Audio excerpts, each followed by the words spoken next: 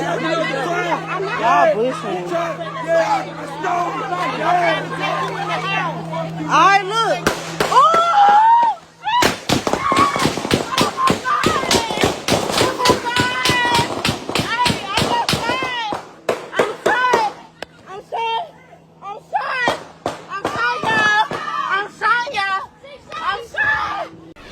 She beat the odds to earn her doctorate. Shandrika Hayslett proved you can do anything you set your mind to. Now, sadly, she has become the latest victim of gun violence here in Memphis. Thanks so much for joining us for the news at 9. I'm Sheila O'Connor. She had just earned her doctorate in May. 2 months later, she was gone, shot dead at a party meant to celebrate someone else's future.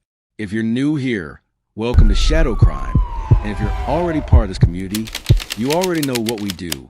We dig into the cases nobody else is slowing down for. We don't guess.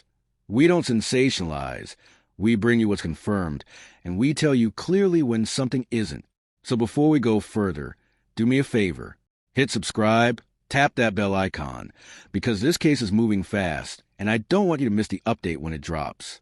It genuinely helps this channel keep doing this work. Okay, let's get into it. It was Saturday night, August 8th. Heading into the early hours of Sunday, August 9th, 2026. Brookins Street, in the Douglas neighborhood of Memphis, Tennessee. If you're not familiar with Douglas, it's a tight-knit community, working class, proud of its roots. And that night, that community had a reason to celebrate. A young woman was leaving for college, and her family was sending her off the way families do, with a party, not a small backyard gathering either. Reports say hundreds of people showed up.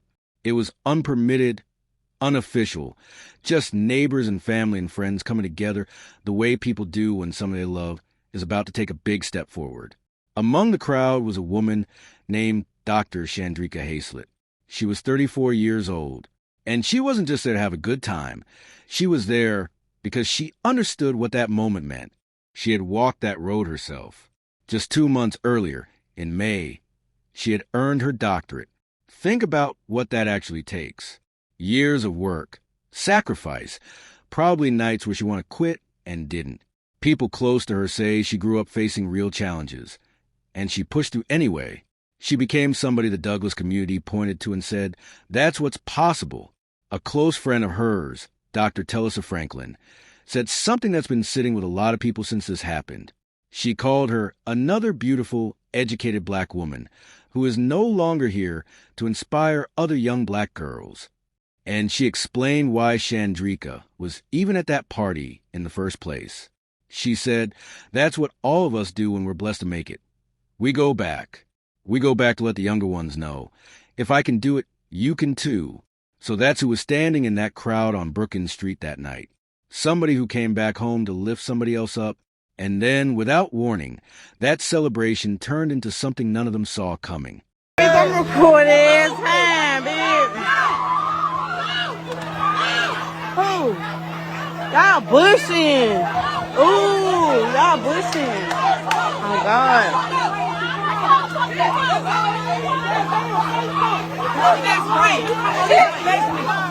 Who? She right got me.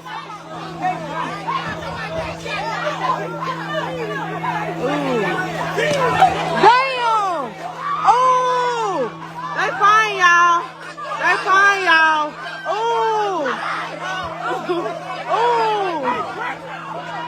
Hey, that's our son. Hey, bro. Hey, bro. Hey, come here, bro. Hell no. No. Hell no. Hey, your mama right there, son. Get your mama. Get your mama. Hey, no. Stop. Stop. Stop, bro. Y'all fucking with me. Stop. They fucking with my family. I know, cuz. Stop. Stop. They fucking with my family. I know, cuz. Yes, stop. Please, cuz. Stop. Y'all stop, bro. I can't with them. I can't do this. Stop. Please stop. They fucking with my family. Y'all bullshit. Where your son, bro? Your son going. Man, get your son, my baby.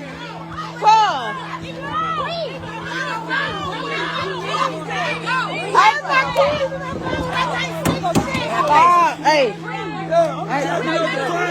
Y'all bushing. Alright, look.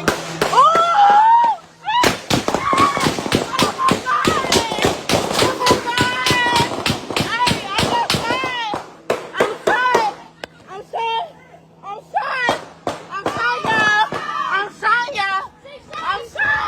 Here's what we know happened. Straight from Memphis Police. Just after 11 o'clock that night, a fight broke out somewhere in that crowd.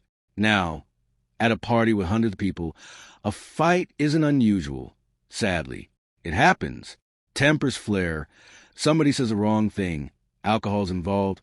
Whatever it was, most of the time, people separate, cooler heads step in, and the night keeps going.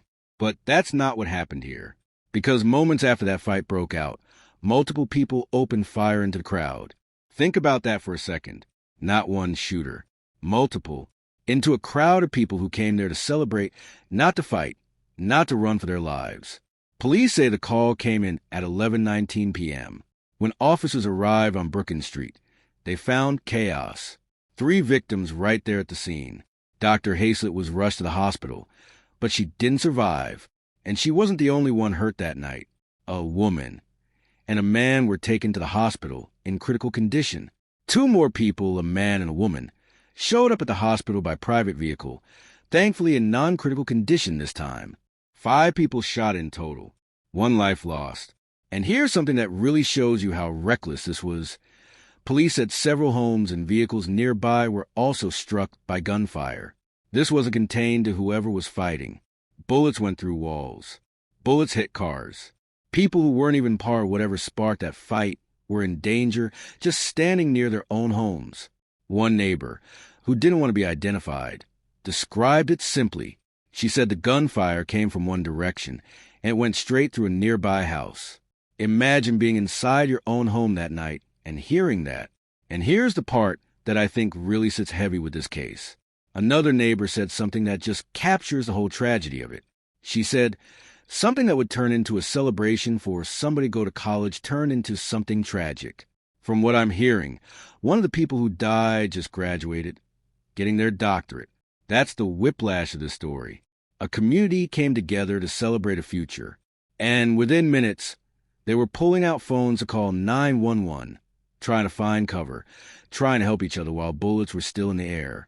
One neighbor described family members getting caught directly in the crossfire, trying to check on each other, while everything was still happening around them. So now the questions start piling up. Who was fighting? What was it actually about? Was it personal? Was it random? Was it something bigger that had been building before that night? And most importantly, who pulled those triggers? And why did they decide bullets were the answer to whatever that fight was about? Because right now, Memphis Police haven't told us any of that. What they have told us is something that changes where this investigation stands. She beat the odds to earn her doctorate. Shandrika Hayslett proved you can do anything you set your mind to. Now, sadly, she has become the latest victim of gun violence here in Memphis. Thanks so much for joining us for the news at 9. I'm Sheila O'Connor. Memphis police say a fight led to a deadly mass shooting in the Douglas community. And new tonight, police say 3 victims have been released from the hospital. 1 is still in critical condition as police continue looking for the killers. Fox 13's Martin Staunton has been working this story all day. He joins us live from the Tillman Police Station. Martin, friends say this loss is not only devastating for the family, but for the entire Douglas community. That's right, Sheila. A lifelong friend of Dr. Shandrika Hayslett says that she was the kind of person who showed young people in Douglas what was possible. That friend, Dr. Talisa Franklin, shared what she believes the entire city lost last night. A great deal, because that's another beautiful, educated black woman is no longer here to inspire other young black girls that probably never could believe they can be a doctor. They never could believe they can go to college. What started as a celebration of achievement ended in heartbreak. Memphis police say a fight led to a mass shooting just after 11:15 Saturday night on Brookins Street. Hayslett was killed, 4 others injured. Family tells me that they were celebrating Hayslett's cousin who is heading off to college. Franklin remembers her close friend. Driven to succeed, when all the odds are stacked against you and you still make it, oh baby, that's driven. And it comes a lot with her faith. You know, growing up in church and growing up hearing the word of God and growing up with the mother saying you can be this and you can be that. Franklin says the gun violence extinguished a beacon of inspiration in the Douglas community, someone who proved their dreams were possible. I started thinking about the community because she was a young lady that can inspire other young people in our community. Coming from where we come from, we didn't see a lot of people that inspired us to be great. Police have identified 3 suspects, but need your help to find them. One thing about Douglas community, we are resilient and we're loving and we can get through this together. So I tell all of my friends and all of my family, especially in Douglas, let's love on each other, let's speak well of each other, and don't go to your own conclusions. Dr. Shandrika Hayslett was only 34 years old, and friends say they want her remembered as an inspiration to others and a proud product of the Douglas community. Police are continuing their search for her killers. Anyone with information is urged to reach out to Crime Stoppers. Sheila? Yeah, someone's got to know something. That's Fox 13's Martin Stoughton live tonight at the Tillman Police Station. Thanks so much, Martin. Here's the update, and it's the closest thing we have to a breakthrough in this case right now. Investigators say they have identified 3 suspects connected to this shooting. 3. Not one shooter acting alone, not a random stray bullet situation. 3 people police believe played a role in what happened that night on Brookins Street. Now, I want to be straight with you, because that's what this channel is built on. Police have not released any names. No mugshots, no charges filed yet, no arrests announced as of the writing of this. So when I say breakthrough, I mean it in the sense that this is no longer a total mystery to investigators. They know who they're looking for, or at least who they believe was involved. What we don't know is why those 3 people opened fire, what their connection was to the fight that started it all, or what their connection was to anyone at that party in the first place. And that's genuinely where this stands right now. Interim Police Chief and MPD have confirmed this much publicly, and the case remains listed as an active, ongoing investigation. If you have any information about what happened on Brookins Street that night, Memphis Crime Stoppers wants to hear from you. That number is 901-528, cash, and you can remain anonymous. So let's sit with this for a second, because I think this case asks something bigger than just who did it. How does a celebration, a moment meant to honor somebody's future, turn into a scene where 3 people decide the answer to an argument is opening fire into a crowd of hundreds?